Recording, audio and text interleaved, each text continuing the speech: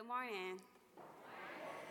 As human beings, we have this desire of belonging to a group. We join organizations, societies, clubs, sororities, fraternities, church covenants, and other social groups. And yes, church has seemed to become a social group, to a point where social constructs begin to shape, mold, create, influence, and impact our identity.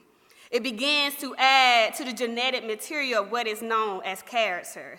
But social constructs give us very little room to be liberated. Matter of fact, these groups can cause us to feel shame, feeling as if we are not good enough, or thinking that there is a problem and stripping us of who we are until there is no more authentic us. Identity is the makeup of being able to move and operate in systems. When you go to the airport, or when you get pulled over by the police, or when you have to ask the question, "May I see your ID?" The purpose of asking for identification is for another to be able to recognize and verify who you are. In the text, as we look through the lens of Peter battles here with identification. I think it's important to recognize that Peter never failed to follow Jesus, but like many of us, Peter stumbled along the way. Today, my sermon is Identity Crisis. I had to ask the question, why did Peter deny Jesus?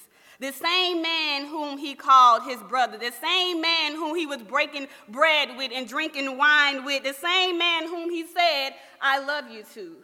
But yet, in the text, Peter denies him.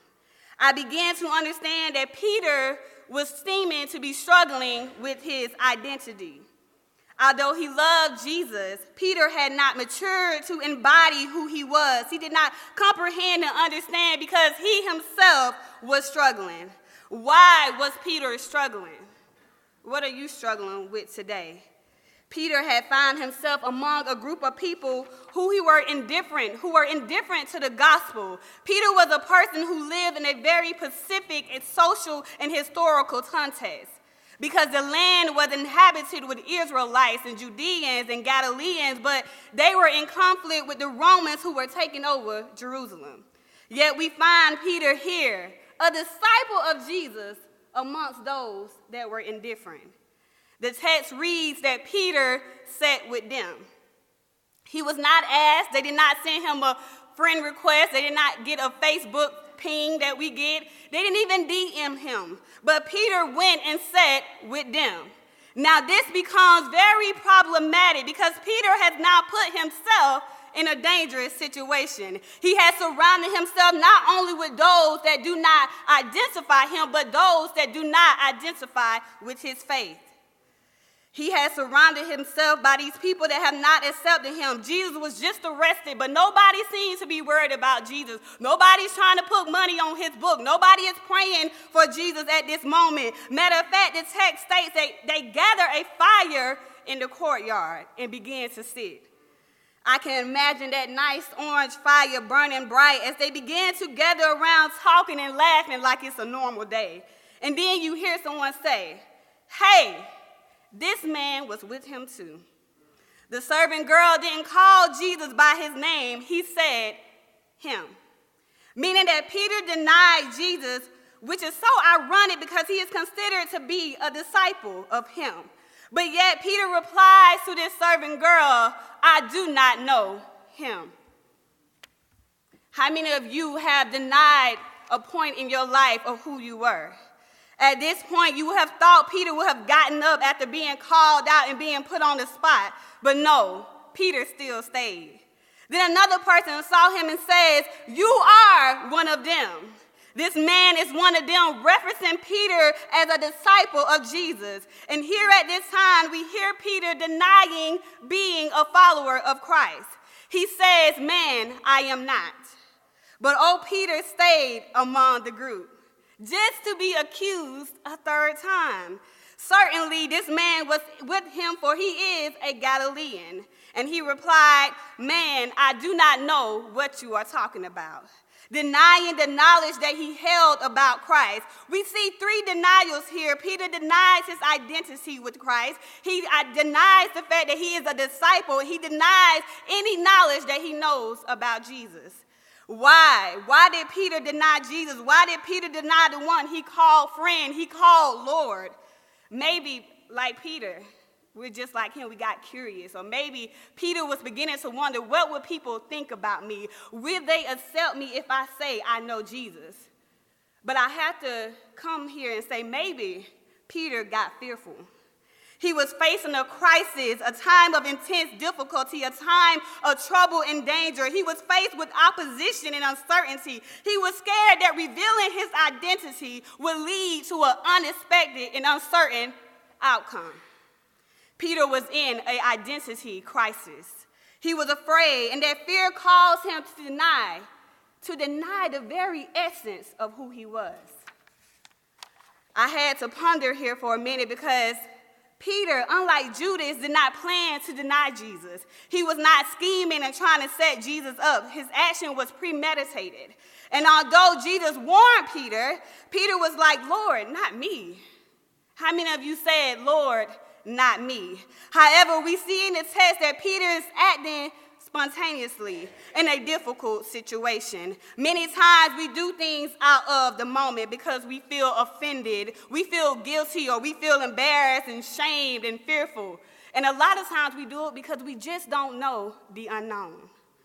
Like many of us, Peter wanted to do what was right, I'm sure, but when you don't know your identity, how can you get into order of who you are supposed to be? Peter was facing a moment of doubt and confusion, and in his doubtfulness, he became insecure about the expected outcome. When faced in a situation, sometimes we do unpredictable things. We make unpredictable decisions. Peter was not the only one that made a decision out of fear. I would like to recall the story of Rebekah. You remember Rebekah, right, whose husband was Isaac, who had two sons, Esau and Jacob. But however, Rebekah favored Jacob, and Isaac favored Esau. And here it seems like, Isaac was getting of age where he could not hear like he used to hear. He could not see the way he used to see. He could not do the things that he used to do. However, Rebekah decided that she would trick her husband into giving Jacob, the son whom she favored, the blessing, because fear gave her an uncertainty about what was going to happen to Jacob. Fear made her insecure about the expected outcome. What has fear caused you to lose? What crisis are you facing that has caused you to lose your identity? What situation has you against the wall that you feel like you have no choice? Peter was faced with a crisis. Peter was a man who was facing a crisis because in this particular community of people like Peter was not accepted. Peter finds himself trying to convince this group of people about something he was not, about someone he claims he did not know. He was so unaware about the very thing that he denies was going to be the thing that was going to save him. However, being in a moment of crisis, fear caused him to get out of touch with who he was. Fear caused him to deny what he believed. He was struggling and trying to be who he needed to be among a society that denied him of being the very thing that he was called to be. He struggled with discovering his voice among voices of those who looked at him funny and judged him because he decided to follow Jesus. Why did Peter stay? I ask that about us today. Why do we say yes when we really want to say no? Right? Why do we act cool when we really want to blow up? Why do we stay when we know we really want to go? Why do we conform to systems that devalue us? Why do we work jobs that pay us less than what we are deserved? Why do we put up with people that mistreat us? Why? Why did Peter feel the need to sit among a group after the man he called Lord has been arrested? I was really beginning to get mad at Peter. I had to stop myself because I find myself judging Peter. I was like, man, Peter not a real one, I'm like, Peter ain't down for the cause. Peter over here being fake. He acting like he wanted Jesus' friends, but I really was beginning to get into my feelings. And I'm looking at Peter like, you could have did anybody like this. You could have did Judas like this. You could have did Andrew, but you did Jesus like this. And I had to ask myself, how many of us would have said, yes, I know Jesus, if we was put in Peter's place? How many of us would have risked our jobs and our families to say, I know Jesus? How many of us were willing to expose our identity? It's easy when things are done in the dark and we can hide behind walls, but exposure is what Peter was facing here. Yes, a crisis situation can cause us to fear, but it can be fearful when you don't know who you are. Because when you don't know who you are, it's hard to know where you can take a stand at. It's hard to know what you can say. It's hard to know when to say. It's hard to know how to feel about certain issues. It's hard to know. And here, Peter, he was not certain. This group made him feel as if he had to lie about who he was. They made him feel like an outsider. Ever wonder why things don't feel right? Maybe because you are not supposed to be there. Systems today can make us feel that we do not have choices. We feel tied down by injustice. We feel that it's difficult to pick and choose. We have to stay in line with the law or else our homes will be lost. Our jobs can be taken. Peter feared, which caused him to deny Jesus. Again, what crisis are you faced with? But I came to inform you about something. That it just didn't end there. Although Peter had made a mistake, he didn't stay there. Later in the text, we see Peter felt remorse because he wept. He realized that at that moment, he did not represent who he was called to be. Instead of being that voice at the table, instead of speaking up and saying, yes, I follow Jesus, he denied it. But I am so glad to know that Peter wept.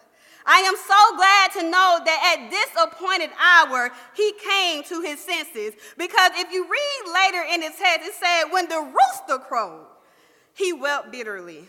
But not only does the text state that he also made contact with Jesus. And when he made contact with Jesus, he remembered. I believe at that moment, the sound of the rooster was a sound of remembrance. That Jesus called Peter to remember his identity. You were named Simon Peter, but I called you Peter. I called you to follow me. I called you to be a disciple. I called you to be great. I called you to know that I am greater in you than I am in this world. I called you to know that no weapon formed against you shall prosper. I called you to follow me.